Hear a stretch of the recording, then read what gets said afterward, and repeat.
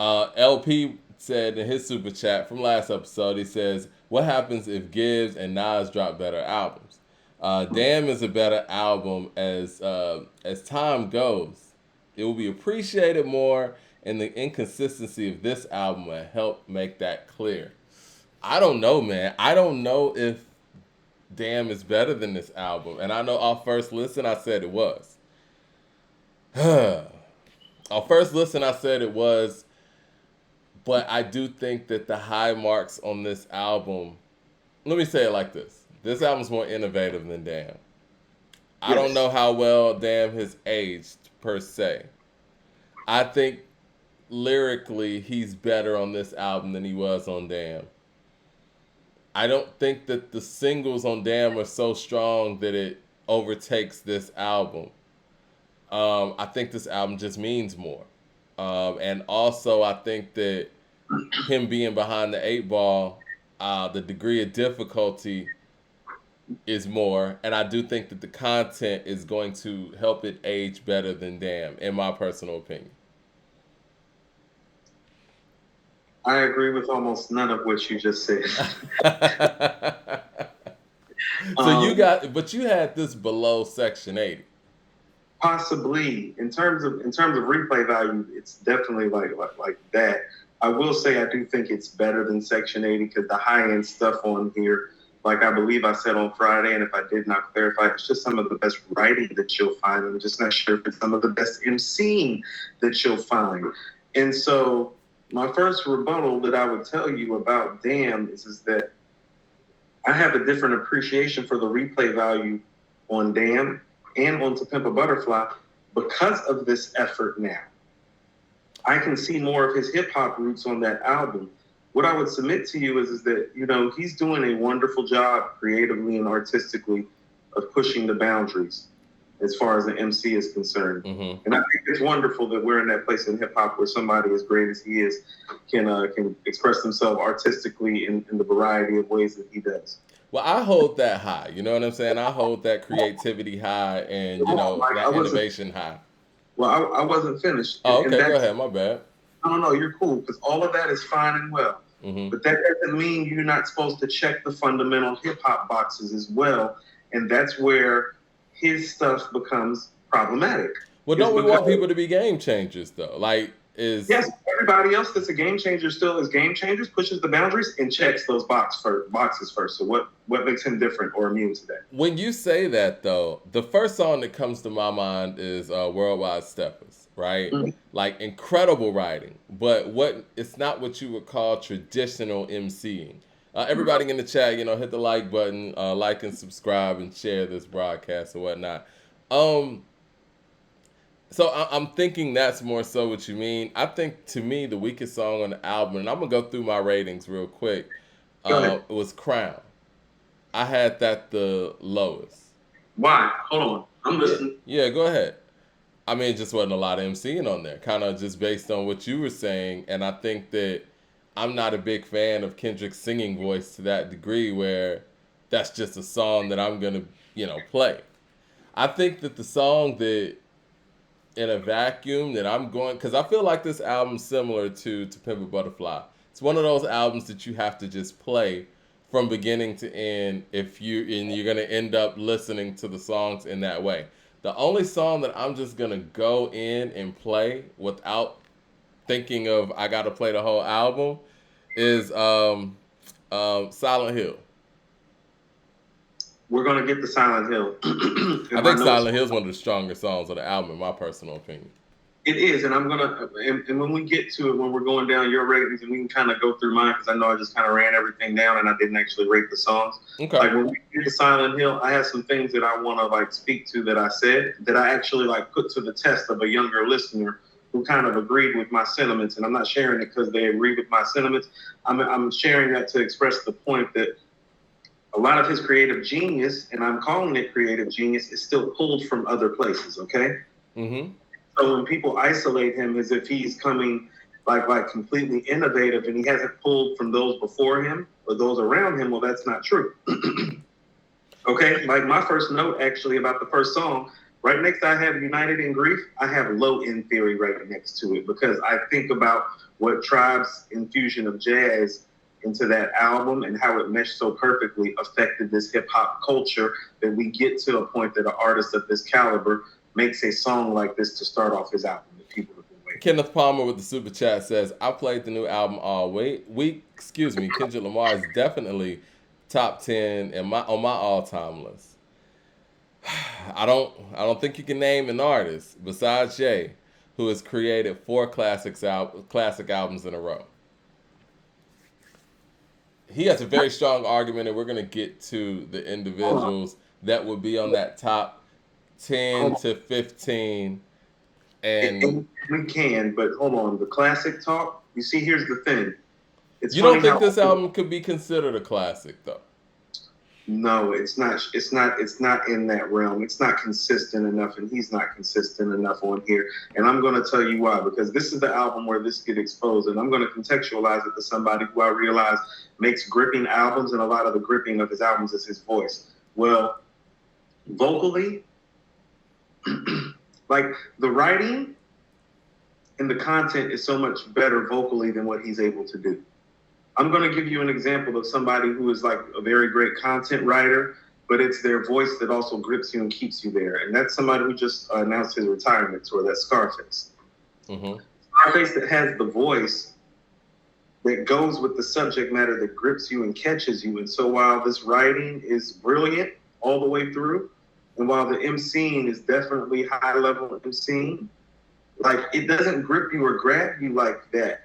Like you don't wake up the next day like, oh, I gotta hear this like over and no, it's not like that. And voice is important, and it's interesting because but it's a dope album. Yeah, it's dope. Yeah. Voice is important. And I think a lot of people don't understand how important voice is when it comes to emceeing in hip hop. And I think early on in hip hop, it was just a given. The people who had the voices were the people that were going to get the mic at the Park Jam. Like the strongest voices in hip hop really come in the earlier eras of hip hop. Like Yes. there's nobody with questionable voices during those eras. Harry Mango says, I personally would even take "Don't Fight for Feeling" by Rapper Forte over this new Kendrick Lamar album. See, that's where it gets shady. See, Shout out to Rapper Forte. Hold on. When an album is a classic, this many people don't come out and call it trash. And though I've said it's not trash, when an album is a classic, this many people do not come out and say that it's not trash. And I'm going to tell you why people are saying that. Because he's not checking the boxes that all the other greats that he has categorized and rightfully categorized with, they all check those boxes on their classic material. Because part of what this is like 50 said, well, if you want to make music for yourself that you like, go in your basement and make the music. Well, but I think he's a leader. If you're in the music business, you're making music for people, right? I think he's sonically a leader, and I think that where he's going musically could be something that a lot of people follow. Antonio says, this is his polarizing album. Yes. Some claim it's his best. Some claim it's his worst. This is at the bottom with Overly Dedicated, in my opinion. I was talking to my guy, Ron Vay. Shout out to Ron Vay up in New York. And he said he might put this album above To Pimp a Butterfly. So it's all over the place. And I trust not Kanye. I trust Ron Vay's hip hop acumen highly, and I get where he's coming from with this. From a writer's standpoint, it's very strong. Nas the Goat says, "I've been listening to K. Dot album since it dropped." See, we're all over the place here. What were you going to say, Coop? Hold on, because much like he is on the album, we are all over the place. And that's why when people keep saying it's like, is it a classic? No. Is it trash? No. I'm somewhere in the middle. It's a really dope hip hop album from one of our all-time greats. I mean, and I think here's what's happening is that I'm not so certain. Like, how about this? Good Kid, Mad City is a classic. To Pimp a Butterfly is a classic. If you told me Damn was a classic, I might squab with you a little bit, even though I prefer to listen to it sonically than To Pimp a Butterfly. I would still hold To Pimp a Butterfly objectively higher than Damn. And so if you wanted to say the last three albums he made are classics, I will give you that. But I'll also tell you this album is not that, because those albums check certain boxes. Like you spoke to an album, Mike, Death Certificate. a classic album from one of the all-time greats that Kendrick is, like list-wise, like right there with. Even though he's pushing the boundaries with his rhetoric and his speech, he's still fundamentally checking these hip hop boxes, is he not? Yeah. Yeah. Yeah, and every classic rap album from all of our greats checks those boxes, and so like, Well, we got to get to what those boxes are, because we got time today. So, you know what I mean? We might as well get to what those boxes are, so people who are probably looking at this or listening to this on any of the platforms are like, what is Coop talking about when he's talking about these boxes? So we need to break that down too. And like I said, we're about to get into the actual songs. We can go to his other albums, and I can give you examples of it. I got to make a confession though. I don't listen to Good Kid, Mad City, and it's not that it's not a dope album, great album, or whatever. I've always felt like Good Kid, Mad City wasn't really him. I always felt like that was more of his industry album. Like I don't like Swimming Pools and the song with Drake, Anytime, Any Place. Forgot what it's called. Poetic Justice. Yeah. I mean, those songs don't seem like the Kendrick Lamar that we've gotten to know. And I feel like there was a lot of, I got to make a commercial smash in the vein of like a documentary or Get Rich or Die Trying in Good Kid, Mad City. I feel like we got the artists in some of those other efforts where we got the machine on Good Kid, Mad City. I'm going to make my first Outkast reference, and I'm probably going to end up making some more. It's more like a Southern Playalistic to me in the fact that it's really a time capsule of where he was in life that you knew he was never going to again. That's part of what's so beautiful about Good Kid, Mad City is that, well, if you're listening to that album and you're listening to that guy rap the last couple of years, his whole world's about to change after this album drops when you get done listening. Well, that's true. I mean, the buzz was crazy. Dumb It Down says, somewhere in the middle is called mid. I mean, it's not mid. I mean, somewhere in the middle, be like 3.5. No, it's better than that. I gave it a 4.25. I'm probably going to end up sticking with that. But what this does is that it keeps his streak of dope projects alive, though, because the album's not a dud. And I think that's what people need to be more focused on if we're talking about his all-time status, is let's not look at it like, oh, well, how classic is it? Well, let's look at the fact that he's really never gave us anything bad. And I always told you his album-making ability was always the number one thing that had him in these conversations. So he has kept himself in the conversation by making another quality album once again. Well, see, the thing is, when you go out there and, number one, you show that I am the writer and the MC that I can be, and I'm really taking some of that to a higher level on some levels, then boom, you're good. And then the other part of it is, if the issues that people have with you or the fact that you took chances, people are okay with that too. Well, at least I am. I mean, and again, it's that Stankonia thing. Like, we weren't tripping on Cass with Stankonia because we're like, well, they're trying something. They never made anything like Bombs Over Baghdad before. I think a lot of the stuff on here, he's never made anything like some of the stuff on here, for good, for better, or for worse. Now, when you go out there like Pusha T and you make some mid, on some stuff that, it's kind of like, okay, we've seen that before, then the criticism's slightly different.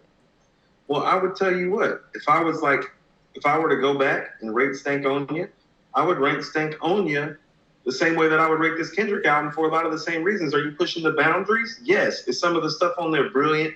Is some of the writing on there some of the best writing you'll find? Yes. Does all of that stuff connect? Nah. Is it a little inconsistent? Yeah. Are they all over the place? Yeah. Is it the weakest of the 4 projects of the 3 previous projects? Yeah, most likely. All those things. Okay, I'm gonna get to the super chat, and I want to ask you about these boxes before we get into this track list. Nas the Goat says, honestly, I feel like Section 80 is his best album. See, he has a Janet Jackson problem, man, where it's like, any of his 4 albums, anybody could say, you know what, Control's my favorite. No, Janet's the best. No, Velvet Rope's the best. No, Rhythm Nation's the best. Right. I mean, Jay Short says, this album reminds me a lot of Street's Disciple. Greatness here, but a lot of the insular material and references from day one fans. Yeah, we got to your super chat from last week, and Coop kind of addressed that Street Disciple, not reference but comparison, by saying that yeah, he's probably in a similar place in his life that Nas was in during the Streets Disciple. Period. Yeah. All right. Too. I think. Yeah. So these MC boxes that you're talking about that this album doesn't check off. It's more about, you remember Mad Skill's song Nod Factor? Yeah. I got your neck nodding, I got your head nodding because your neck nose is fat. Like, does that apply to Eminem as well? I'm taking notes. Yes, that does apply to Eminem as well. I didn't want to bring this up, but a lot of the issues that we have with Eminem, I could bring to the table to you about Kendrick, and it's like, well, are we giving him a pass because he's black and from Compton? Well, we've been seeing something all week, or at least I've been seeing something all week. Luka Doncic is murdering the league. And I'm sitting here watching, Fox Sports, ESPN, and former NBA players, the black players mostly, they don't want to admit that this guy's dominating everybody. And a lot of Atlanta fans, too, and I love the Hawks. Y'all see me with my Hawks gear on and all that, man. They don't want to admit that we didn't get the better player. I mean, when you're saying, he is great, and he is having a run. But excellence is something that is sustained again and again over the course of time in that field of play. And so let's see how he holds up over the test of time. He's going to be fine, bro. No. Listen to what I tell you. For how he does not work out and for how his attitude is, for the fact that he already got a Hall of Fame coach pretty much wanting to leave that organization, what I would tell you is that if he doesn't get his attitude better and get his body better, we're only going to get this for about 5 to 7 years, and there's no guarantee he's going to get a ring in that span. He's going to be fine. Is he getting a ring? He will. Straight up. Who's going to stop him? This guy's not playing with anybody. Come on, man. This guy's been doing this on a pro level since he was like 16 years old. Watch Jason Tatum outplay Kevin Durant and Giannis, and you're asking me who? Like, did that not just happen? You think? Come on, man. Jason Tatum. Listen, Jason Tatum's playing. Come on, man. Come on. Whatever you think of Luka is, not KD. He's not Giannis. Don't get it. Come on, man. Listen. First of all, there's a collective over there in Boston. They do a great job. And shout out to Jason Tatum. He is a very, very good young talent. He's not Luka Doncic, man. No, I didn't say he was Luka, but you're acting like there aren't guys out here that can give him comp and hoop with him. And it's like, yeah, they can. He's not playing with anybody, Coop. Imagine when he gets another person. And you know what? He actually had somebody. Hold on, he actually had somebody. Porzingis is a borderline all-star, and Porzingis didn't want to play with him because of his attitude and because of his ball dominance. Man, where's Porzingis at now? He washed, man. He's actually been putting up like the best numbers since he was in New York, since he left Luka, actually. Have you actually looked at his numbers? He's in Washington. Yeah, where they at? I mean, I'm just saying, man. Like, they're at home. It's garbage numbers, man. I ain't even know Washington still had a team. No disrespect to our Washington people out there. Disrespectful to Washington. Don't disrespect the DMV like that. I love DC, man, but I forgot y'all had a team, man. Dallas is gonna be where DC is right now. They're gonna be home real soon. So what you? I want to hear this. What are you gonna say when Luka Doncic goes out there and beats Golden State? What are you gonna say then? You want to know what? If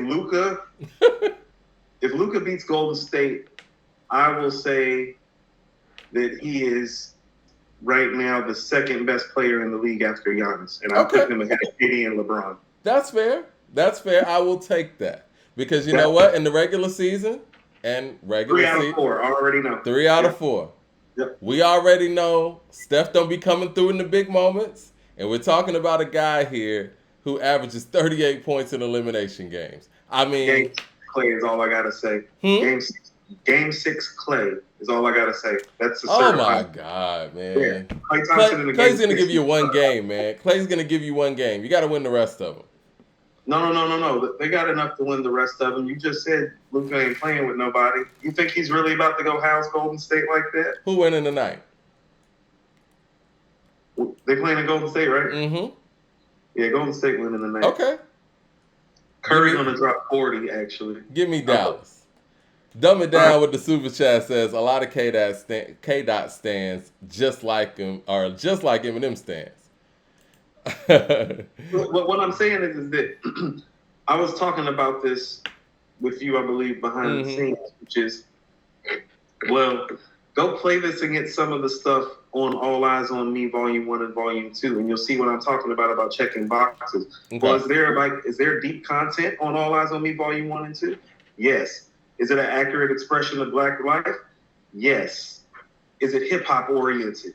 Yes. Does it have songs that make you want to play them over and over again that you want to hear constantly? Yes. Is it ambitious? Like I tell people, what is it? Like Auntie Diaries? Oh, Auntie Diaries is probably more wonderfully written than everything on All Eyes on Me. Would you rather hear that or I Ain't Mad at You? Would you rather hear that or Ambitions as a Rider? Well, Would I'm you rather looking at hear my that score or more sheet pain? here. The songs that I have ranked the highest, because I got 4 or 5 out of 5s on here. And I only got one of those songs I think has replay value. Shout out to Daniel in the room. I know Dan. He said, I listened to the album 5 times, and it's one of the best albums of this era. Classic. Daniel's from New York, I believe. It's funny how when people say that it's not that great, we don't need to be rushing to judge it, but we get to rush to call it classic. Like, DeCarlo says if Kendrick Lamar were Michael Jackson, this would be invincible. If he went Quentin Tarantino, this would be Once Upon a Time in Hollywood. You know what? I'm not going to give him invincible on this. I would say more so Dangerous. That's high praise, though. I think Dangerous is really good. it's it's solid. It's dope. Yeah, I think Dangerous is really good. We got a couple more super chats. This is really good. Hmm? Like Dangerous isn't like some world beating album, but it's really good. Just like this album is really good. Like Dangerous is all over the place. The fact that Dangerous it's has like the Free Willy song, and it has Dangerous on it, it has Jam on it, it has Keep It in the Closet on it, it has yeah. Heal the World on it. It's all over the place. Well, the times are turning, and he's looking for what's going to stick to the wall because he's Right. Mike. He's like, what am I going to do that's going to stick? Yeah, he I don't mean, have his ear to the street like he once did. but He but not in he's the also clubs like that. no plugs he met going around. You know, like Dangerous. Like, how about this? All of Janet's albums are better than Dangerous. You know what I mean? Well, I mean, I know what you mean. Not all of them, but yeah, those But 4 not the that I first one. mentioned, Not yeah. the first one. Not the first one. Yeah, not the one. first 2. I don't even think it's All For You's better than Dangerous, but I feel you. Those 4, I kind yeah. of do. I kind of do think all. No. LP says, name a PG who's played better than Curry in the past 15 years. All them boys play with another superstar. They all out of the playoffs. Dubs in 5. Y'all act like Klay Thompson ain't the second best shooter of all time. Let's not do that, man. I mean, neither one of these guys is Isaiah Thomas. We're talking about point guards, Luka, Steph, and Chris Paul. Like, none of these dudes are Isaiah Thomas or Magic, so what? Nas the GOAT said, Mike, stop disrespecting my guy Steph. Listen, when Luka goes out there and outplays Steph in this series, which he will, I want an apology from everybody. And you know what? If Steph loses this, y'all ain't got shit to say to me. Y'all have nothing to say to me. He better not go out there shooting what he shot against Dallas in this regular season. Y'all ain't gonna have nothing to say. No legs to stand on. Because Luka ain't playing with Jordan Poole. Luka's not playing with Klay Thompson. Luka's not playing with Draymond Green. Imagine if he was. Boy, if y'all lose this, y'all will never hear the end of this from me. You want to know what? Stakes is high, right? You know the stakes is high. Red Twin says, theater is okay, but hip-hop, this is hip-hop. Remember that. That's what I keep trying to say about checking the boxes. So, like, Pac does stuff like, how about this? There are songs on All Eyes on Me that are play-worthy, like I Ain't Mad at You. But there's also hip-hop stuff on there. But there's also black expression on there. There's also creativity. There's rhetoric. But guess what it's rooted in? Hip-hop. And you know what? I think we've said this offline. We've said this offline. I think that Kendrick has versatility within itself, but his versatility suffers when he's collaborating, right? And I think that's a lot of what you're talking about. Most of the people in hip hop that we call very versatile, they're able to encompass all those things on one project and go out there and, like Pac, for example, he can go out there and get on an MC Breed record. You know what I'm saying? He can work with whoever and still be Pac. I love when Pac got on Thug Love with Bone, and he didn't change up who he was, and he fit right in it. I loved it. You know what I'm saying? He always sound in pocket. Same thing with somebody like Jada. But that's what you're talking about when you always got that head nod factor and you're always able to jump in other people's worlds. I don't think Kendrick does a good job of that when it comes to that part of the versatility. And I think his sound might not be a Well, traditional hip hop sound, if that makes any sense. let's pause for a second. This is what I mean about, well, why does he get a pass? Because it's not just really Tupac that does that well. Well, he Mike, can give us Silent Hill. I mean, I well, think if you're talking about a pass, you're talking about Eminem, right? Like Eminem can't give us Silent Hill. no. Listen to what I'm saying. Okay. I mean, other people that he is categorized with. It's not just them. All the great MCs remain themselves and bring you into their world while maintaining like fluidity in other people's world. Ghostface just did it on Kendrick's album. Scarface has done it. Yeah. Jay does it. Nas does it. Ice Cube does it. KRS does it. Even Rakim does it when he does do a guest appearance, like with Mobb Deep or with Truth Hurts. You get what I'm Well, saying? Kendrick was Like, doing it early. I will give him that. Like the City on the Games record. You know what I mean? how about this? The Game stuff is a lot of his dope guest appearance stuff. Yeah.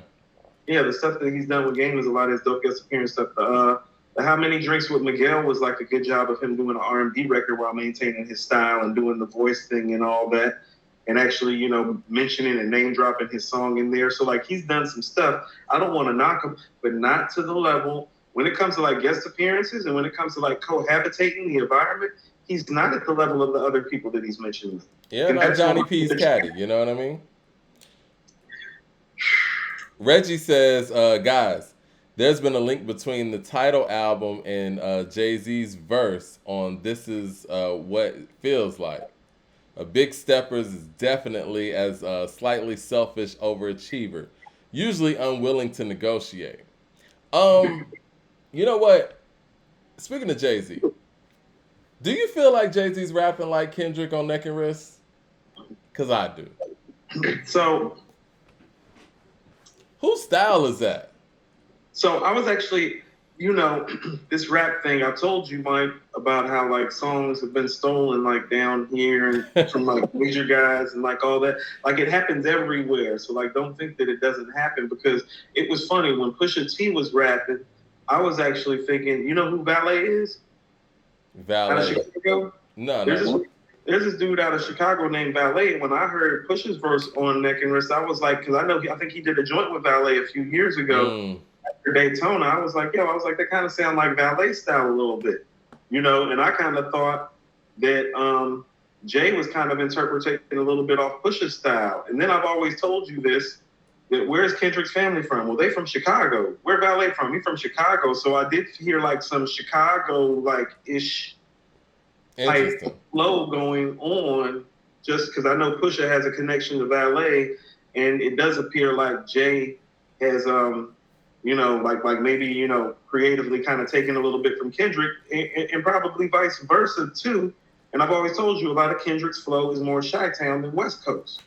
Yeah, definitely. Hey, well, shout out to everybody in the room. We got over 300 people in the room. If you don't have the yearbook, make sure you go get that according to Hip-Hop Yearbook 2020 and up 2020 and 2021. I was about to say 2022. We got that one coming too. And hit the like button, hit the subscribe button, all of that. Rap Runs Music has a super chat. He says 2 years in, and you two are already the best in rap commentary. Keep it going, fellas. Thanks for the inspiration. Nas still the GOAT. Appreciate that love. And yes, Nas is the GOAT. And KD3 is coming. LP says, album is good / great body of work. But I'm never driving around listening to K. Auntie / uncle. Not listening to the song where the couples are arguing. Those are 2 of the songs that I gave a 5 out of 5. Spoiler alert. And yes, I'm not going to sit around and listen to those. I'm gonna be honest. But I couldn't knock them. I mean, it's hard to sit there and rate something that you're not really gonna ride around and play. I don't know if you actually factored that in to your ratings, but I kind of just, I guess, rated the songs in a vacuum. LP also says Steph already solidified. He's the most winning point guard of his era. If he's got something to prove, so does every other point guard. Can only put Magic and Isaiah ahead. Listen, man. He's right about that. I'm gonna say. Let me say this. He's not Magic Please or let me say this. Please let me. He's say not Magic or Isaiah, but he's like he's in the Let next. me say this. If this nigga was this, and this in the winning end, he would have a Finals MVP. Until Steph Curry gets a Finals MVP, you've been to the Finals what 6 times, 5, 6 times. You got 0 Finals MVPs. Man, get out of here. 5 times. You got 0 Finals MVPs. They gave Iggy a Finals MVP over you. Let's not talk about Magic Johnson as Isaiah Thomas. Come on, man. What are we doing? Like I said, he's not in that conversation. Cut it out. He's the best shooter of all time now. Now, I'm not even going to front on that. I mean, it is what it is. And by a long shot. But if we want to talk about him being the winningest, this and that, all the finals you're in, you don't have any of the MVPs. So it sounds like you were just on a real good team. He's not Zeke. He's not Zeke. No. Like, he's not in the conversation with Magic, and there's not a conversation with Zeke either. Zeke would bust his ass, right? Lupe Fiasco, Blue Collar Hustle with the super chat, my bad. He said, Lupe Fiasco drill music in Zion, June 24th. Thoughts? Can't wait to hear it. I told you, everybody's outside. It's a great year. Yeah. But I will say this. Remember I was saying it's shaping up to be 96s? Well, I'm not hearing enough classic albums. So, and we're going to get to that, too. And we're going to get to where we place this Kendrick album. And I swear we are going to get to this track for track thing. I'm just trying to get to some of these super chats. Ryan Gillum says, Kendrick's Mr. Morale is really good, but even his Untitled album has more replay value than this. I don't know about that. No, because that doesn't have a Silent Hill or an N95 one. Man says, Jay never formulate his own plot. He stole a lot. I'm gonna be honest, man. I'm gonna be honest. I think the last time that I feel like Jay-Z sounded like Jay-Z was on American Gangster. I think he's kind of been fishing for a style ever since. Now, I'm not saying that he ain't been nice and hadn't had his nice moments, but even when I listen to the Blueprint 3 now, I mean, the songs are so good in some instances that you're not even really thinking about him, but isolate him, right? Mm-hmm. He sounds like he's still trying to find a style and trying to fit in with what's current at that time. But I think he did a good job and all that stuff, nights is blinded, girls need blinded. It's like, that's not Jay. I thought he did a good job of that on the Blueprint 3, though. I mean, I thought that Life is Good in the Blueprint 3 were like great, like, transitional, like grown man, like rap album rhetoric. I feel like the Blueprint 3, he was looking for a style to run with, and he didn't really sound comfortable on a lot of those records. We off that. Yeah. I think there's a few records he didn't sound comfortable on, but for the most part, he's comfortable on there. You don't think so? You know what? I think he sound the most comfortable on Thank You and What We Talking About. That's him rapping him. But when it comes to some of the singles, it sounds like he was trying to catch what was going on at the time. Jay Short with the super chat says, Kendrick is slowly turning into Eminem. Eminem the person and his art. So underwhelming now, I guess. It's altered everyone but the hardcore fans. This is probably M's like his new album. So this is why people like M's new album so much. I see what you mean in that. He's very isolated in a sense, kind of like Eminem in that way. And I'm not even going to lie. We Cry Together, that gave me all kind of Eminem vibes. Yeah, it's very Kimmish. Yeah, it is very Kimmish. Nas the Goat says, Mike, stop it. He should have won the Finals MVP over Iggy, but he didn't. The fact that they were even able to give it to Iggy is a problem. His stats were equal with KD in both years. KD won, and if he wins this year, he would trump Isaiah. He's not going to win this year, guys. He's not. But again, if he shows his ass this series and outplays Luka Doncic, I ain't got nothing to say. Y'all are right, but that's not going to happen. Go ahead, Coop. I'm sorry. I was trying to get to all the super chats. I'm sure I cut you off.